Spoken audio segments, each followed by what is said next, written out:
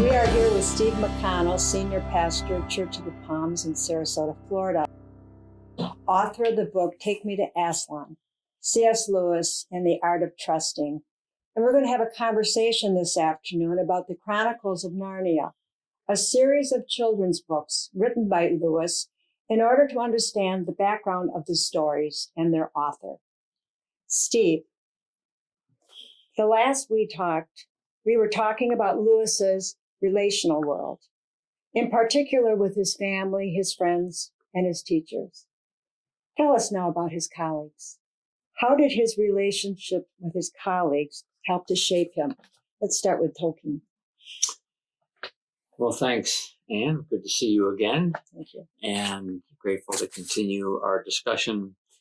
And just to kind of go back for a moment, I think it's important to realize that as we talked about Lewis's early life and the significant relationships he had, starting with his family, his brother, his father and his mother, and then his teachers, and then some of his early adult friends, that world was a very complicated world for Lewis. You know, there were very complex relationships that he needed to sort out in his life, and frankly took the rest of his life to try to sort out when it came to his relationship with his family, his brother, who was in many respects his best friend, but his brother was also an alcoholic.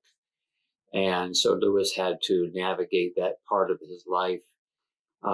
His mother, that he held dear, was also taken from him at an early age, at the age of 9. His father, with whom he was very distant, became a relationship that was always filled with disappointment for Lewis. And then, continuing on, as we mentioned, the relationships he had in going through school and the very uneven connections that he had with his teachers, including the cruel headmaster, and then following that, a teacher that perhaps, violated some boundaries with Lewis. And then, of course, this wonderful tutor that really he found his sort of soulmate with, W.T. Kirkpatrick.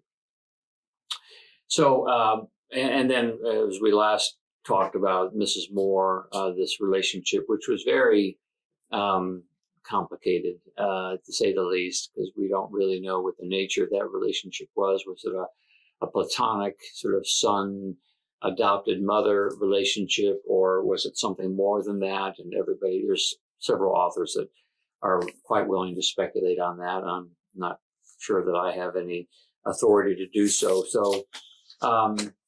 So I think it's important to understand that for Lewis, he really spoke out of a depth of understanding what relationships were all about, both positively and negatively.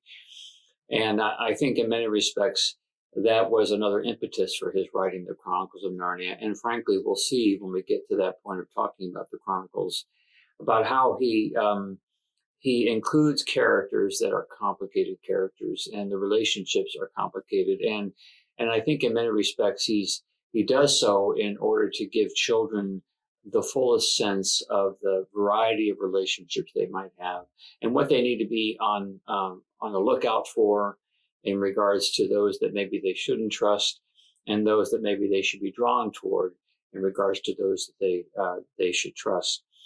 So anyway, I just wanted to kind of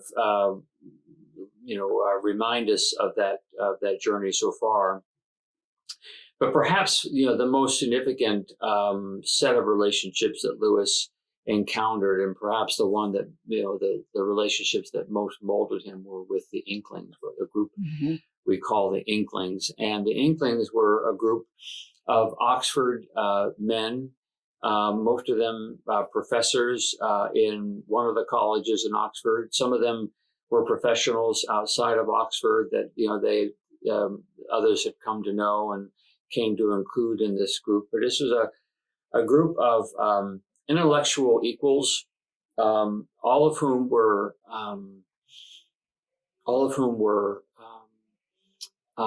sensitive and sympathetic to the Christian worldview. And Lewis fell into this group primarily through his relationship with J.R.R. Tolkien, who we all know is the author of The Lord of the Rings, and as well The Hobbit, one of the great writers, one of the great fiction writers of the 20th century.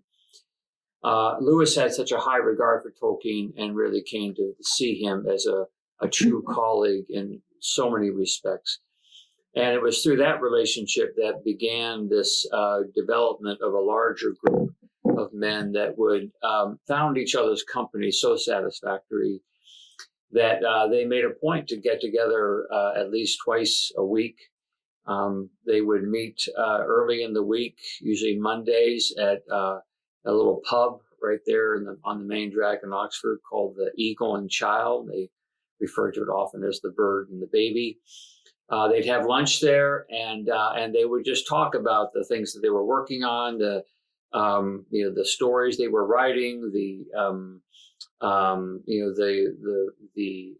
theses that they were working on, the essays that they were developing, and it was just a great fellowship that they had. And then they would also meet Thursday nights in Lewis's rooms, as they're called. Oxford Dons had a series of rooms that were given to them where they did their tutorials, and so oftentimes where they slept overnight. And so Lewis hosted this group on Thursday evenings, and usually it began meeting late in the evening and go into the wee hours of the morning, and they would talk about just really much of anything. And usually someone would bring in something to share with the group, something that they had most recently written.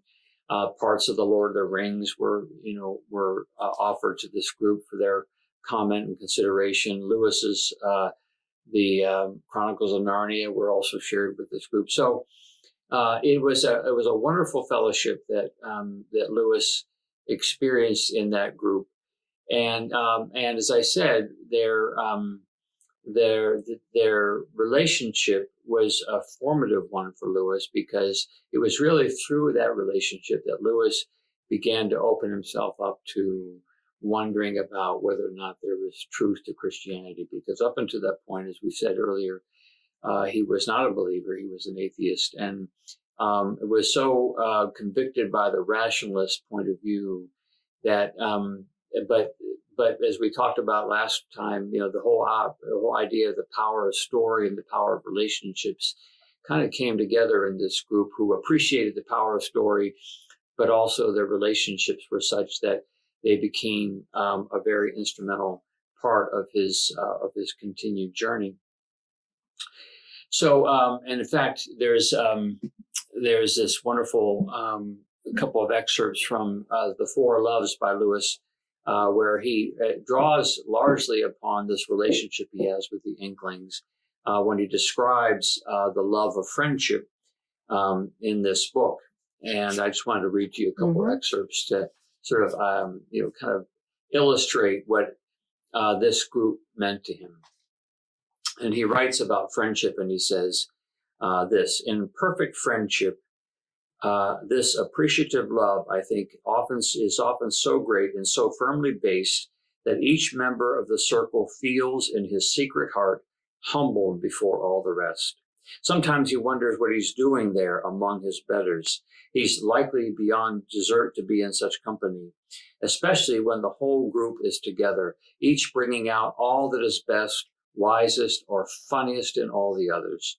Those are the golden sessions, when 4 or 5 of us, after a hard day's walking, have come to our inn, when our slippers are on, our feet spread out towards the blaze, and our drinks at our elbows, when the whole world and something beyond the world opens itself to our minds as we talk, and no one has any claim on or any responsibility for another, but all are free men and equals, as if we had met first an hour ago, while at the same time an affection mellowed by the years enfolds us.